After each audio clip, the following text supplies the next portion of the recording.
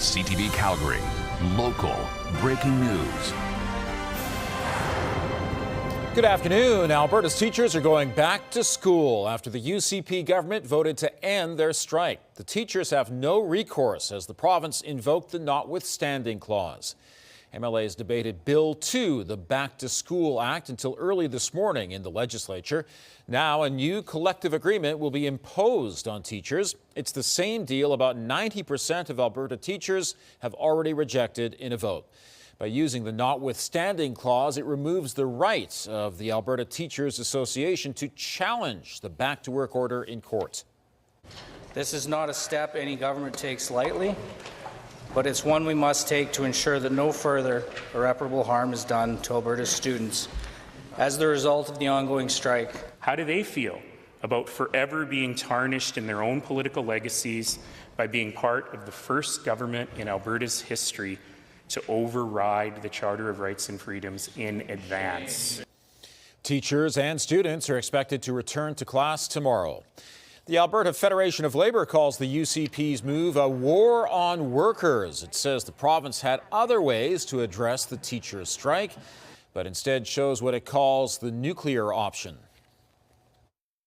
I just want to make it really clear that if the government puts a gun to the head of the teachers and they're not able to continue their strike, then we in the broader labour movement will stand where they're not able to.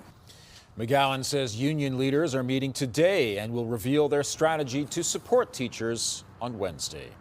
The Premier wasn't in the legislature while the contentious bill was being tabled, debated, or passed. Instead, she was on her way to Saudi Arabia and the United Arab Emirates. Danielle Smith has meetings with government and industry officials about energy, health, and agriculture. The Premier returns to Alberta on November 5th. Over 450,000 Albertans have signed a petition to remain in Canada. Forever Canadian organizers are dropping off the signatures to Alberta's chief electoral officer today. The Citizen Initiative petition was launched to counter the separatist movement. 90 days were given to collect just under 300,000 signatures. Elections Alberta now has 60 days to verify the petition.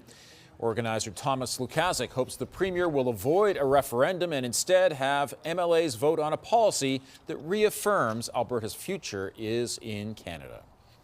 The mayoral recount requested by Sonia Sharp is complete, and the vote difference between her and Jeremy Farkas has grown to 616 from 581. Farkas says he has reached out to Sonia Sharp and congratulated her and her team on a strong campaign. Jeremy Farkas will be sworn in as Calgary's mayor tomorrow evening, along with the rest of council. All airports in Jamaica are now closed, canceling today's flight to and from Calgary. Hurricane Melissa has now made landfall and will slowly move northeast. The Category 5 storm is expected to have winds close to 300 kilometers an hour, bringing up to a meter of rain and creating a storm surge around 4 meters high. Severe flooding and landslides are expected. Those planning to fly to any Caribbean destination in the coming days should check their flight status before heading to the airport. The Tsuut'ina Nation Police Service is hosting an event to broaden understanding of First Nations in the justice system. The event will examine the overrepresentation of Indigenous people in the justice system and how to divert, when possible, to alternative justice. Police also want Indigenous people to feel safe and represented while accessing justice. Police, government officials, not-for-profits, and community members will share ideas. The Tsuut'ina police chief says people can become lost when dealing with police, lawyers, and courts. Maybe the colonial court systems and the colonial policing system isn't what the communities want, and there's ways to adapt to, again, bring it to a more traditional model of policing and justice. And the conference is set to run for 2 days. The Toronto Blue Jays are right back at it tonight in the World Series after a heartbreaking loss in Los Angeles. High fly to center. Varsho back. Game over.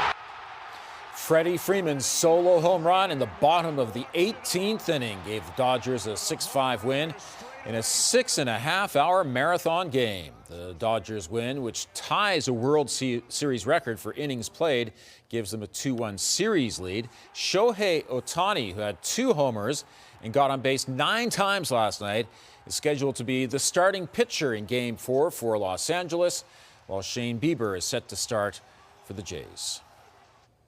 Thanks for joining us. We'll have more on the top stories coming up on CTV News at 5 and 6 or anytime online at ctvnews.ca/Calgary.